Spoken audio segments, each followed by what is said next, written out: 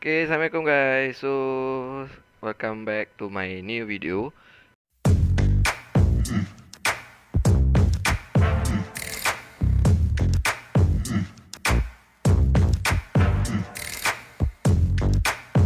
So, untuk hari ni saya nak kongsikan sikit tentang satu isu yang tengah berlega-lega sekarang ni di kalangan rakyat dan juga netizen-netizen semua. Di mana sekarang ni kita tengah ada isu tentang KWSP, tentang isu pengeluaran KWSP daripada akaun yang pertama.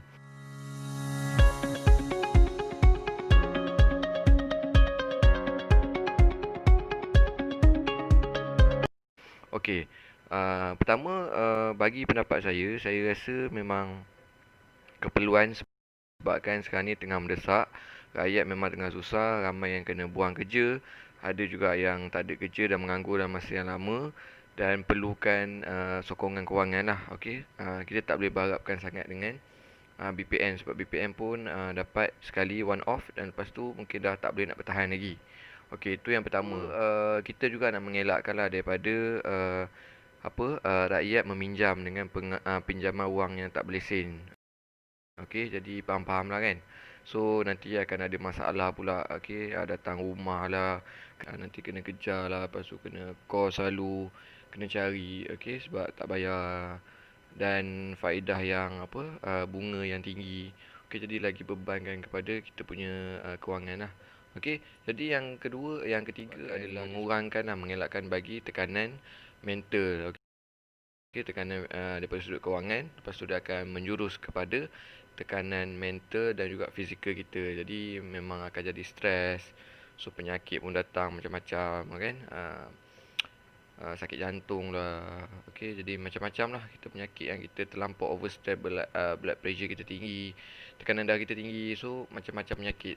So bagi saya sebenarnya itu adalah hak rakyat. Okey, jadi secara umumnya kenapa perlunya keluar KWSP ni adalah persoalan tu balik pada kita juga. So kalau kita rasa macam kita perlu untuk pakai duit tu dan kita dah diberikanlah kebenaran oleh kerajaan untuk kita ambil KWSP kita daripada akaun pertama, so tak ada masalah sebab itu adalah hak individu.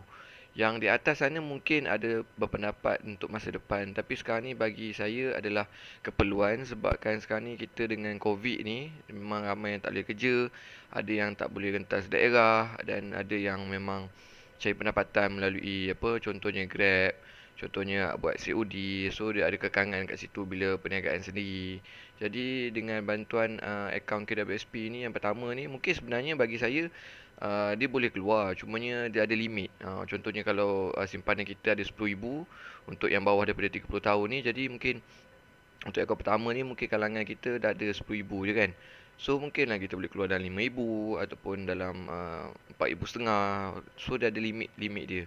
Okey, untuk yang atas tu tak payah cakap lah, memang lah yang banyak lagi tu simpanan tu tak ada masalah lah. Okey. So lain juga point yang saya nak highlightkan di sini adalah itu adalah hak rakyat untuk guna ataupun tak. So tak ada masalah. So just kita sekarang ni kita nakkan supaya kerajaan boleh bagi kelonggaran untuk keluarkan daripada akaun pertama. Akaun kedua memang biasanya sikit. Dia 70% caruman tu akan masuk akaun pertama dan 30% baki tu akan masuk caruman pada akaun yang kedua. Jadi memang biasanya akaun kedua kita tak banyak lah. So memang kita kena tunggu 55 tahun baru boleh keluar untuk akaun yang pertama. Okey, itu pendapat saya lah. Okey.